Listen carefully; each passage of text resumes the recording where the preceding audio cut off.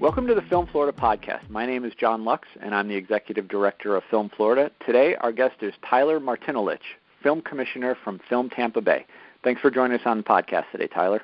No problem, John. Glad to be here.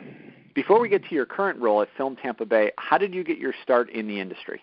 So I've actually been a fairly active individual in both the local film industry, but also in other states since around 2001. So I got my start very early on in feature films, like most people do, PAing. But I very quickly moved up to coordinator and then production manager, and finally I was doing line producing on a lot of fairly well-known commercials and also some feature films. From there, how did you find your way into Film Tampa Bay? It was rather fortuitous. So I had just wrapped a feature film, this was around 2013, in the Clearwater area called Sunlight Jr. with Naomi Watts and Matt Dillon.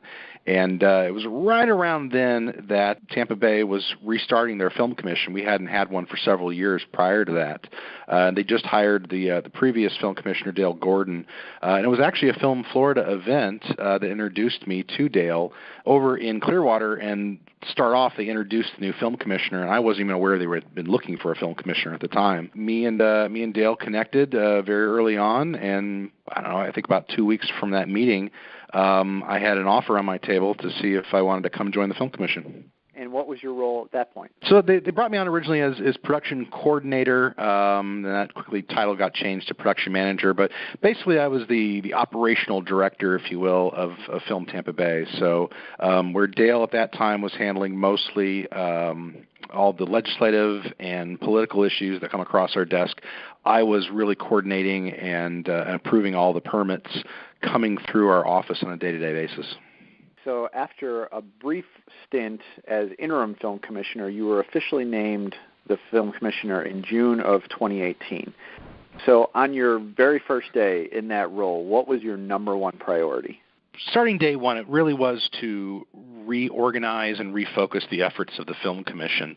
When our office started in 2013, we had a challenge put to us without actually consulting with the film office, but it was at our debut event.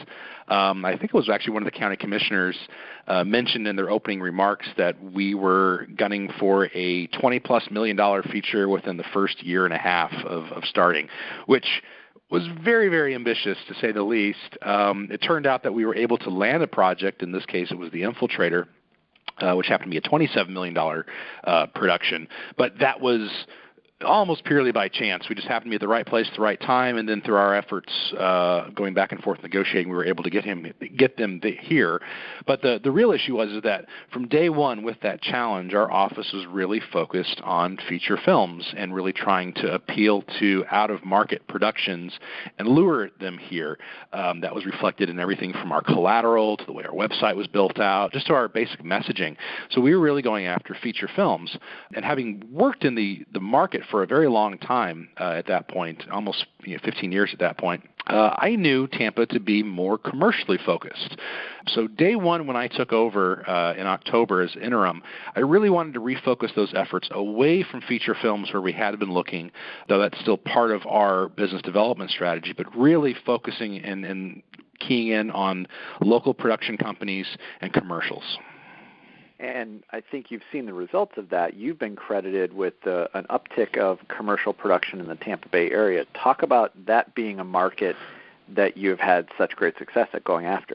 Yeah, so, if you think of Tampa Bay as a region, and that's one of my largest challenges actually when I'm talking to outside filmmakers or production companies from other states, is they have a very distinct idea of what Florida looks like in their mind. They think Miami Beach, they think Orlando, they think the Everglades, but they don't really have an idea or an understanding of what Tampa Bay looks like. But if you've ever been in Tampa Bay or you live in Tampa Bay, you know that we are a very nondescript city. And I say that not in a disparaging way, but actually as an asset. So we can look like anywhere. We have such a beautiful waterfront city.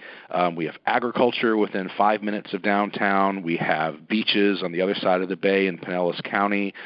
We have ethnic enclaves and corridors in Ybor City and other parts of the port area. We have so many vastly different looks that are not traditional or what people think are traditional Florida. So understanding the market and then looking at our assets both locally and regionally, so I always look over to Pinellas County as well when I'm selling the market, I realized that, hey, we should be going after commercial production companies. And since October, we've seen actually a 44% increase in commercial activity.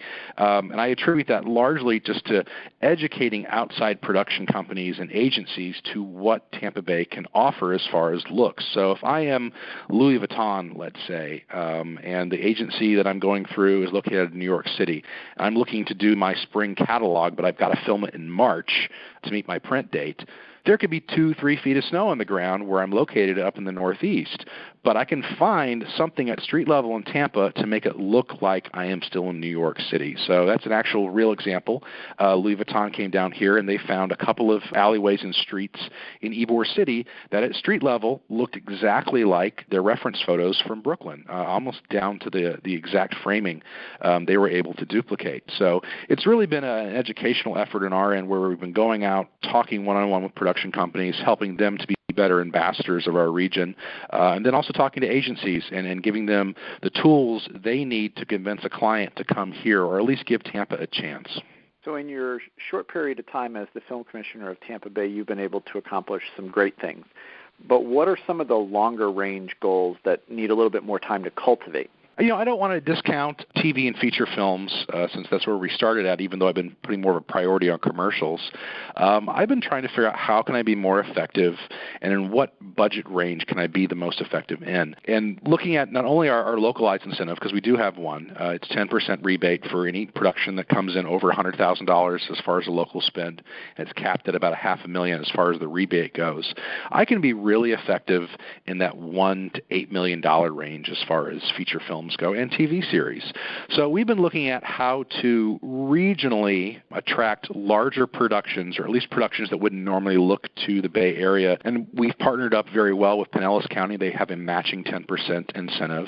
And we've been able to go after productions in that, again, $1 to $8 million range quietly and say, hey, if you can figure out a way or bring us a project that shoots on both sides of the bay, you're effectively getting 20%, especially if you can figure out how to arrange your accounting correctly and hire the right crew from either side of the county. And we help them to do that. So that's a long-term investment in building relationships with not only studios, but independent producers who may have filmed previously in Florida but haven't looked here in quite a long time because we don't have a state incentive.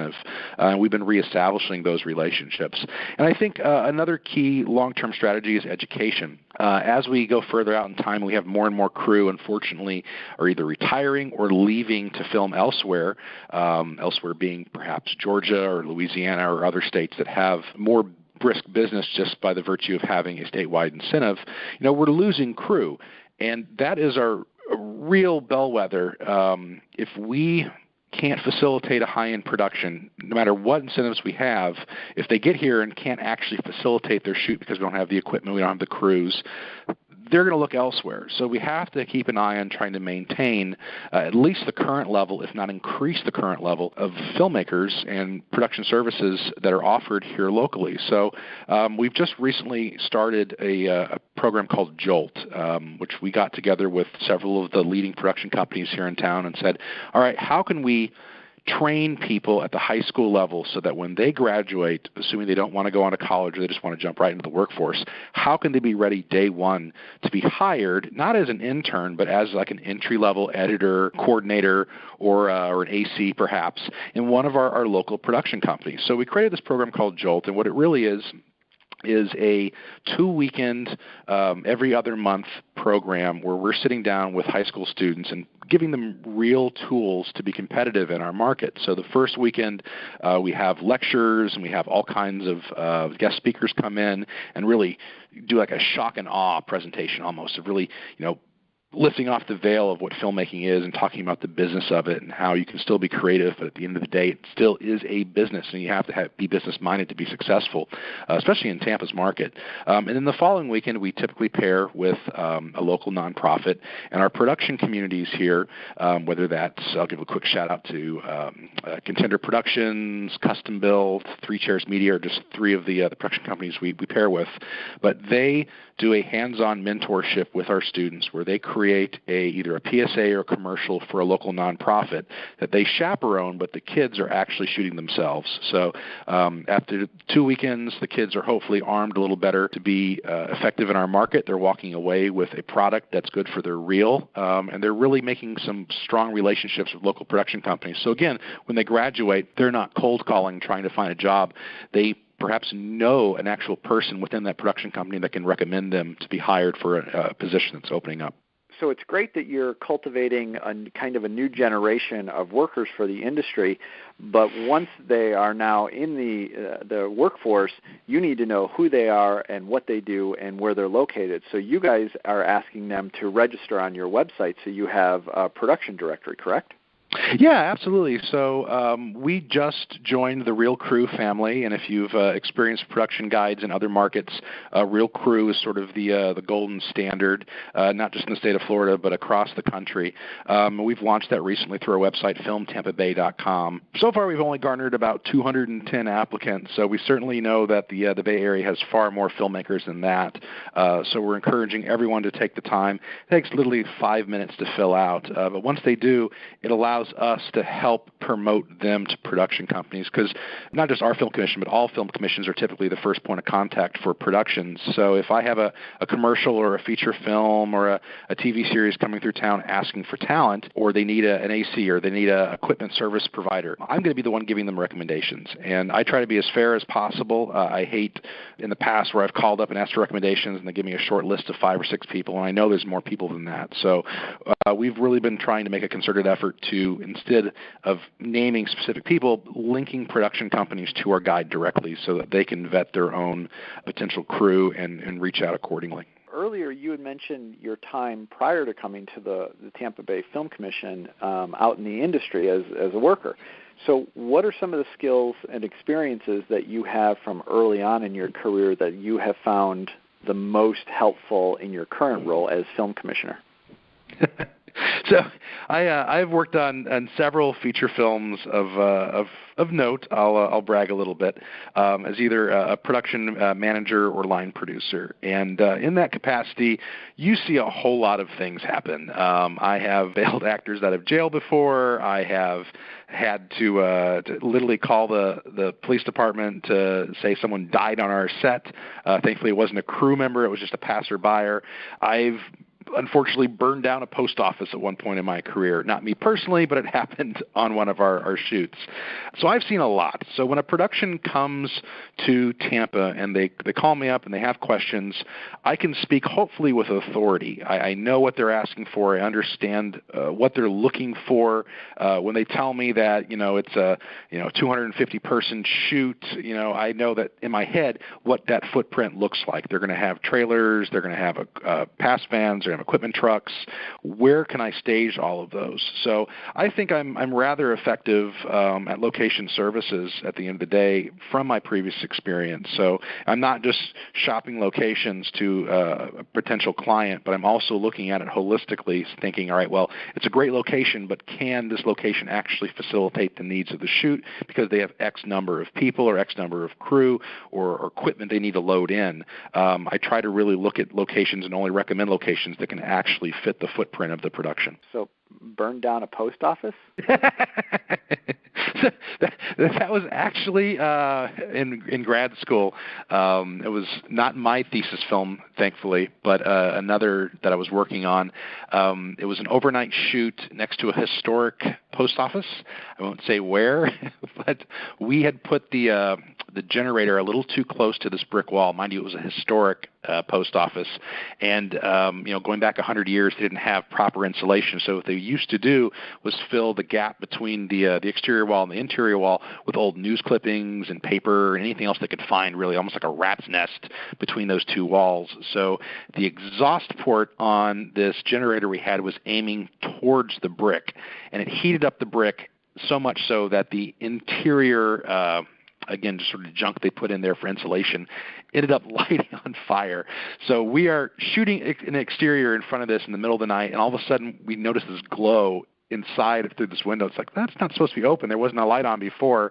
And then we start smelling something burning, and sure enough, there's flames coming out of the building within seconds. So that was a fun experience. Wow. There's competition everywhere, whether it's from another area of Florida or whether it's from other states or even other countries. What's the most important selling point when you're trying to convince somebody to do their project in Hillsborough County, whether it's to stay in Hillsborough County if it's a local or to come from somewhere else? What's the best selling point you have? So I really attack that in two different ways. One, I think our locations are among the strongest in the state. Really anywhere. We have such a diverse biome as far as looks. If you were to drop a pin in the middle of downtown Tampa and draw a 60-mile radius around it, you have dozens of different looks. We have a very well built up urban center, but within just a few minutes of downtown, we have rural agriculture and everything in between. So that's a huge selling point. We don't look like traditional Florida. We can be so many different things, and I think that's a huge selling point. But that's only a strong sell if we have the local crew and the equipment services to back that up. And that's the other part of my strategy, is really selling just the people of Tampa. We're not a jaded area. We've been described as a Midwestern city dropped on the coast. We're very friendly. We're not jaded. I think people, at least in Tampa Bay, the people I've interacted with, are just thrilled to have a production come to town, and they open their doors. I've shot in L.A., I've shot in other places, and you can't walk out in L.A. without having 5 or 10 people run up to you and say, hey, is my business in the shot? You owe me money.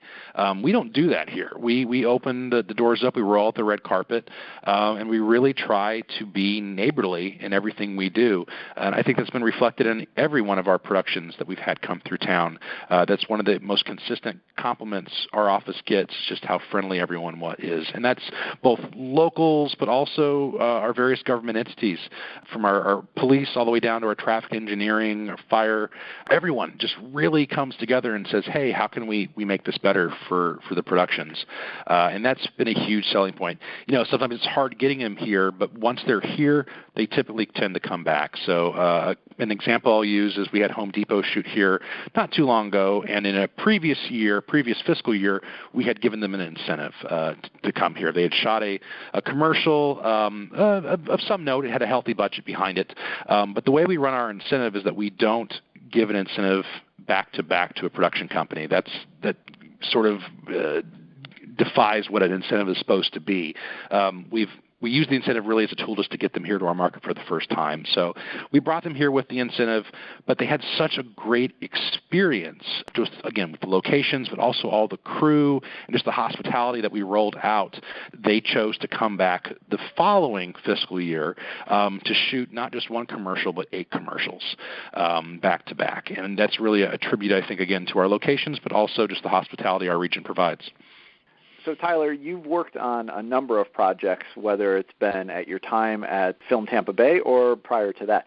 Is there one that sticks out to you? Do you have a favorite that you've ever worked on, and why? I do, actually. It immediately comes to mind. So I've done, several TV series. I've done feature films, tons of commercials. But a couple years back, it was actually, I think, 2 years before I started at the Film Commission, a couple of us got together, a couple of us being friends of mine, and said, let's make it just a really junky horror movie, something that we can shoot out in 2 weeks, bare bones, just relying upon our friends and family to really come through and pull it together.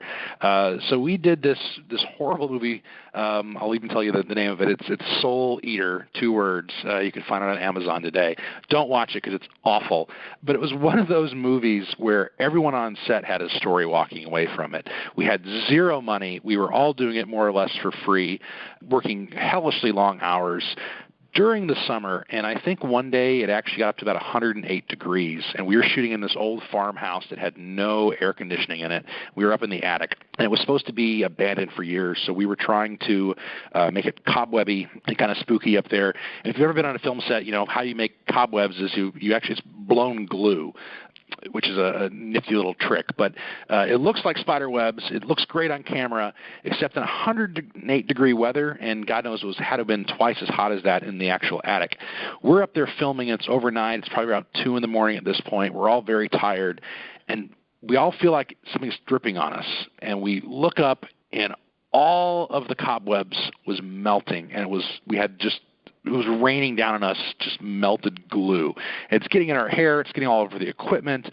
We are just miserable. We've got to get this shot off. And it was in that moment where we all looked at each other and said, like, why are we doing this? But then we ended up getting the shot. We ended up making the movie. And it's just one of those memories where, you sit back and you wonder, why do you do the things that you do and put yourself through the torture that you do sometimes in a film set, especially when the movie doesn't come out very good. But it was just it was a fun bonding moment. And why that's such a great memory for me is that at the end of that, these are people I've worked with for years, but many of them have gone on now to do just incredible things, both in-state and out-of-state. I think most of the people that worked on that show with me are now gainfully employed. Some of them own some of the top production companies here in town. Others went out to L.A. and have been very successful producers out there. So it's just that like the last summer before college kind of feel to it that always brings a smile to my face. And who says that the film industry is glamorous, right? Melted glue. Melted glue, and that house was just disgusting. If you had seen half the things that we pulled out of the wall when we were trying to renovate it and clean it up a little bit, not a glamorous job. And a lot of times, it's hot, long hours, but we do it because we love it. That's right. So that'll do it for this episode of the Film Florida podcast. Thanks to Tyler Martinolich for joining us, and thank you for listening, of course. To learn more about Film Tampa Bay, you can visit filmtampabay.com. That's filmtampabay.com. Make sure you go check out the website. And, of course, for more information about Film Florida, go to filmflorida.org.